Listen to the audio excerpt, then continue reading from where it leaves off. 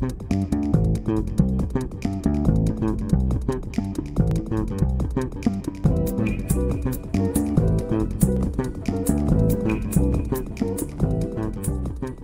Messieurs, bonjour. Mon nom est Samuel Proulemire et je suis avocat.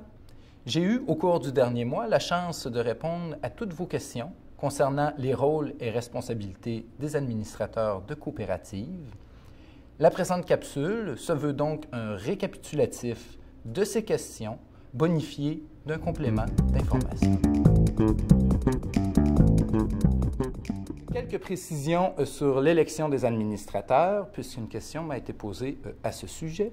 Alors, tout d'abord, il me faut spécifier que la loi sur les coopératives précise qu'il n'est pas permis à un membre de donner une procuration pour se faire représenter lors de l'élection. Exception faite des conjoints et des enfants à qui nous pouvons remettre une procuration à certaines conditions énoncées dans la loi. Les membres d'une coopérative doivent donc se présenter en personne s'ils souhaitent exercer leur droit de vote lors d'une assemblée générale. Contrairement à celui qui souhaite se présenter comme administrateur, il peut, s'il le souhaite, le faire par écrit dans une lettre d'intention qui peut être lue lors de l'assemblée générale pour faire valoir son intérêt et ses intentions de se présenter comme administrateur. À propos des devoirs des administrateurs, ceux-ci trouvent dans notre droit plusieurs sources, à débuter par les statuts et règlements de la coopérative, le Code civil du Québec, la loi sur les coopératives et enfin diverses autres lois de nature d'ordre public. La loi sur les coopératives énonce divers devoirs. Pour n'en nommer que quelques-uns, les administrateurs sont tenus d'engager un directeur général ou un gérant. Ils sont tenus de nommer des signataires, rendre compte de leur administration à l'Assemblée annuelle et enfin, encourager l'éducation coopérative. Le Code civil, pour sa part, informe que tous les administrateurs, de toute corporation soit-elle, se doivent d'agir avec prudence, diligence, honnêteté et loyauté, et le tout dans le meilleur intérêt de la coopérative. Nous reviendrons un peu plus tard sur la question des conflits d'intérêts. Aussi, les administrateurs se doivent de protéger la confidentialité, c'est-à-dire qu'ils doivent protéger les informations que détient la coopérative. Ils se doivent conserver confidentielles les décisions prises à la coopérative, de même que les délibérations. Il n'est conséquemment pas approprié pour un administrateur de discuter avec un membre et chercher à justifier les décisions qui ont été prises en conseil. Qu'est-ce que fait l'administrateur compétent et intègre? Eh bien, entre autres, il assiste à toutes les réunions du conseil, il prend connaissance de l'ensemble de la documentation fournie, il agit promptement et à l'intérieur de ses compétences, il ne confond pas ses biens avec ceux de la coopérative, il exerce une surveillance diligente, c'est-à-dire qu'il valide l'information reçue, il consulte des experts en cas de besoin, il documente les processus et instaure des mécanismes de contrôle. Bref, il s'oppose à toute décision pouvant être contraire aux intérêts de la coopérative. Ce qui m'amène à vous parler de la dissidence. Mais tout d'abord, précisons qu'un administrateur absent lors d'une réunion du Conseil est présumé, en droit québécois, être en désaccord avec les décisions qui y sont prises. À tout événement, si un administrateur, lors d'une réunion, n'est pas d'accord avec la décision qui semble être prise par la coopérative, peut à tout moment demander que soit inscrit sa dissidence au procès-verbal de manière à limiter sa responsabilité à l'égard de la décision prise. Abordons maintenant l'épineuse question des conflits d'intérêts. Ainsi, lorsque se présente une situation de conflit d'intérêts, il est bien important de ne pas éviter, de ne pas masquer, de ne pas contourner cette situation, mais bien de la dénoncer, de jouer à jeu ouvert. Ce que je vous recommande lorsqu'une situation de conflit d'intérêts se présente, c'est d'y aller en 3 étapes. La première est d'inscrire au procès-verbal de la réunion la situation de conflit d'intérêts. Ensuite, les personnes en situation de conflit d'intérêts devraient sortir de la salle de réunion, de manière à ne pas participer aux discussions qui mèneront à la décision. Et finalement, les personnes en conflit d'intérêts devraient s'abstenir de voter sur la décision.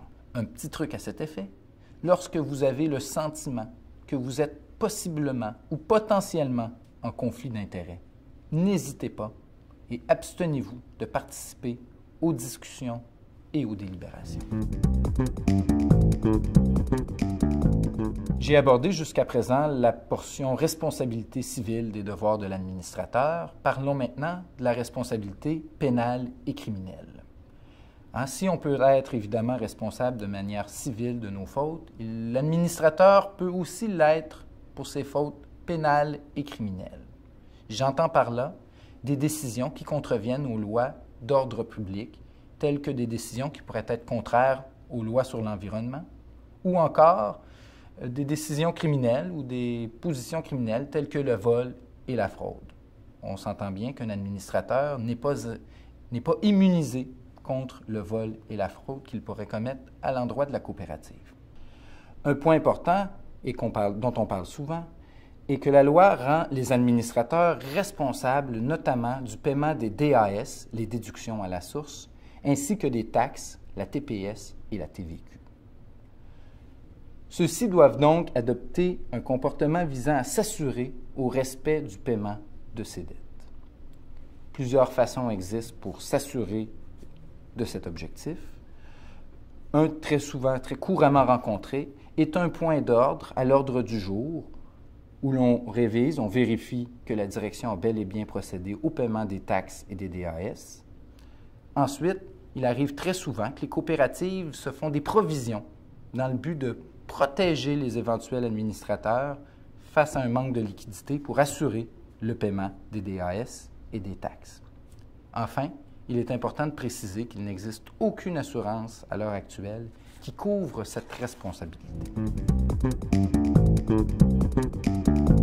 Quelques mots sur la délégation de pouvoir.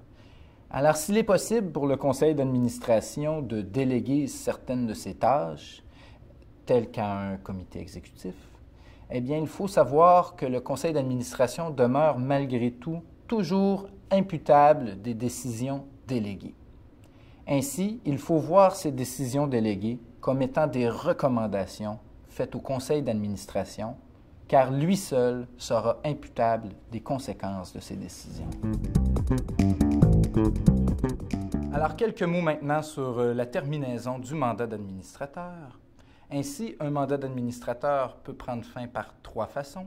La première est par l'arrivée de son terme, la seconde par la démission de l'administrateur et la troisième, moins heureuse, par sa destitution. Ainsi, un mandat prend fin à l'Assemblée générale qui met terme à son mandat. Si cette Assemblée devait cependant être reportée, ne pas avoir lieu, l'administrateur se doit de demeurer en fonction. Quant à la démission de l'administrateur, quelques petits trucs. Tout d'abord, cette démission devrait être consignée par écrite, datée, et l'administrateur devrait s'assurer d'obtenir une preuve de sa réception. Enfin, il est bien important d'aller vérifier au registre aux entreprises si la coopérative a bel et bien fait la modification de manière à ce que notre nom n'y apparaisse plus comme administrateur. Et concernant la destitution, eh bien, assurez-vous de toujours bien suivre le processus prévu dans la loi sur les coopératives. En d'autres mots, le tout doit se faire lors d'une assemblée générale, au cours de laquelle l'administrateur destitué se doit d'avoir été avisé par écrit des motifs justifiant cette destitution. Et enfin, il doit lui être accordé l'occasion de se faire entendre sur ces motifs. Voici donc quelques astuces pour vous assurer d'être un administrateur compétent et diligent. Alors tout d'abord, s'informer et se mettre régulièrement à jour en matière de règlement de la coopérative. Enfin, tenir à jour tous les documents corporatifs. Instaurer des mécanismes de contrôle quant aux finances et surveiller surtout de près les dépenses.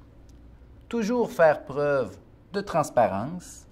Faire signer annuellement Un engagement écrit remémorant aux administrateurs leurs fonctions, leurs devoirs ainsi que leurs responsabilités.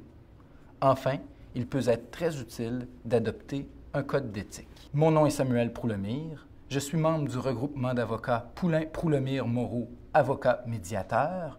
Et en mon nom et au nom de toute mon équipe, je vous souhaite un grand succès coopératif.